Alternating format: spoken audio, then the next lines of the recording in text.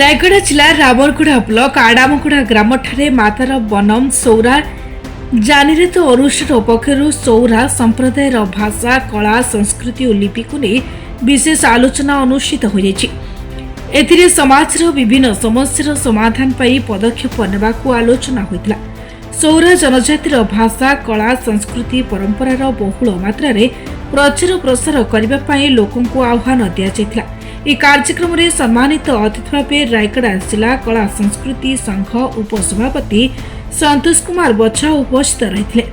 ଲାଉଗୁଡ଼ା କମିଟିର ସଭାପତି ଶରତ ଶବର, ମରିଚଗୁଡ଼ା କମିଟିର ରାମପ୍ରସାଦ ଗମାଙ୍ଗ, କୁଜିନ୍ଦ୍ରି ଗ୍ରାମ ପଞ୍ଚାୟତର ସରପଞ୍ଚ ରମେଶ ଶବର, କିରୁଡାଙ୍କ କମିଟିର ଲକ୍ଷ୍ମଣ ଶବର, ଲାଉଗୁଡ଼ା କମିଟିର ରାମଚନ୍ଦ୍ର ଶବର, ଆଡାମଗୁଡ଼ା କମିଟିର ସୁଖଦେବ ମାରାଣ୍ଡିଙ୍କ ସହ ଗୁଣପୁର, ପଦ୍ମପୁର ଓ ରାମନଗୁଡ଼ା, ଗୁମା ଲକ୍ଷ୍ମୀପୁର, ଆନ୍ଧ୍ରର ବିଜୟନଗର ଜିଲ୍ଲା, ଶ୍ରୀକାକୁଲମ ଜିଲ୍ଲା ସୀତାମପେଟା ଗ୍ରାମକୁ ଅନେକ ଲୋକ ଉପସ୍ଥିତ ରହିଥିଲେ।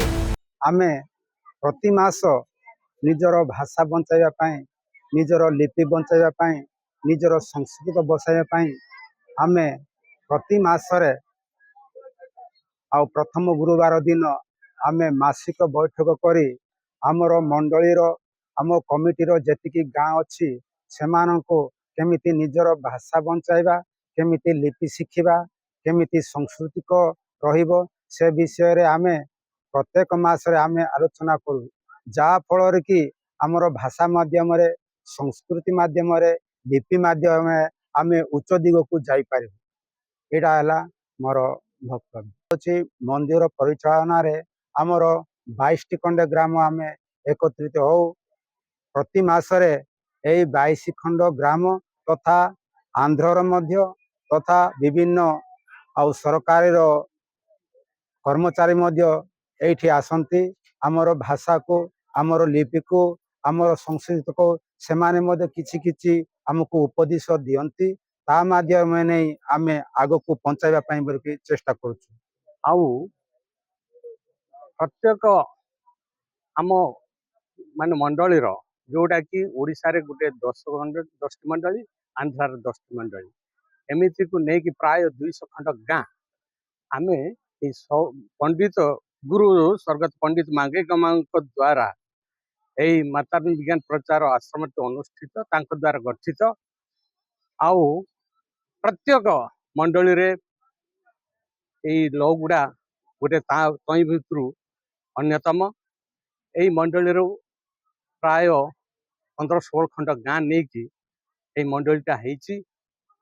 ତେଣୁ ଏଇ ମଣ୍ଡଳୀ ପ୍ରତ୍ୟେକ ମାସର ପ୍ରଥମ ଗୁରୁବାର ଦିନ ଠାରେ ଗୋଟେ ଏକତ୍ରିତ ପ୍ରାର୍ଥନା ବା ମାଇନାଜରିଙ୍ଗନା କହିବେ ତାକୁ, ଏଇଠି ଅନୁଷ୍ଠିତ ଆଜି ଆଡାମଗୁଡ଼ା ଗ୍ରାମରେ ହେଇଛି।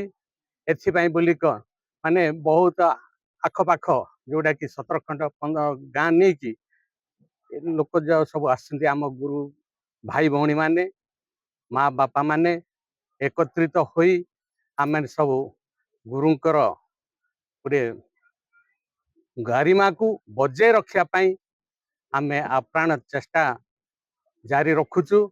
ଭାଷା ଯେମିତି ବଞ୍ଚି ରହିବ, କଳା ଯେମିତି ବଞ୍ଚି ରହିବ, ସଂସ୍କୃତି ଯେମିତି ବଞ୍ଚି ରହିବ, ତା ପାଇଁ ହେଉଛି ଲିପି। ଲିପି ମାଧ୍ୟମରେ ହିଁ ଏସବୁକୁ ବଞ୍ଚେଇ ରଖିପାରିବ ବୋଲିକି ଆମେ ଭାଇ ମାନଙ୍କ ମଧ୍ୟରେ ଭାଇଚାରା ମାଧ୍ୟମରେ ଆମେ କଳା ସଂସ୍କୃତିକୁ, ଭାଷାକୁ, ଲିପିକୁ ଶିକ୍ଷା ଦିଗରେ ଅଗ୍ରଗତି କରି ଆଗକୁ ନେବାରେ ଆମେ ସତତ ଚେଷ୍ଟିତ।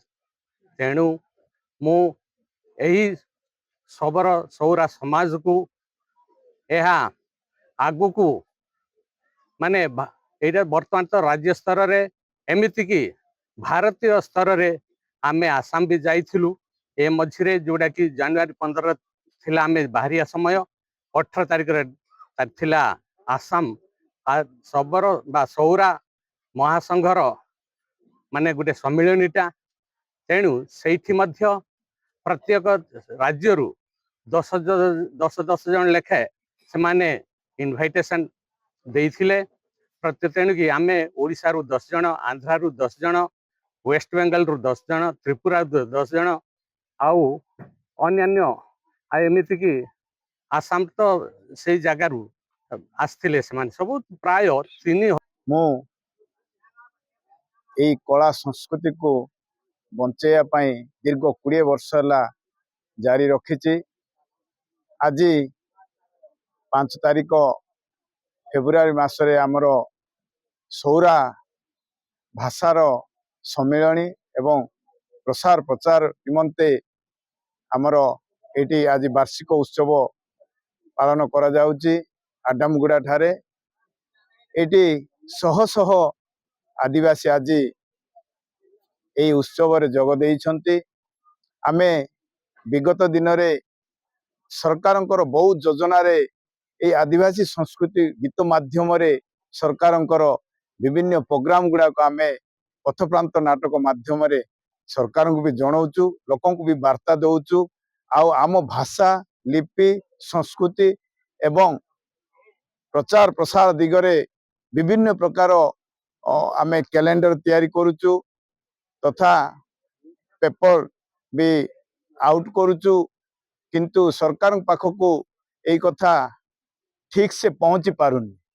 ତେଣୁ ଆଜି ବହୁତ ବଡ଼ ଧରଣ ହିସାବରେ ଆମେ ଏଇ ଜନ୍ମବାର୍ଷିକ ଉତ୍ସବ ବା ବାର୍ଷିକ ଉତ୍ସବକୁ ପାଳନ କରୁଛୁ। ଯେମିତି ଆମର ଆଦିବାସୀ ସୌରା ଭାଷା ଆଗକୁ କେମିତି ପ୍ରଚାର ପ୍ରସାର ଦିଗରେ ସରକାରଙ୍କୁ ଜଣେଇ ଲିପିବଦ୍ଧ କରିବୁ ବୋଲି ଚାହୁଁଛୁ।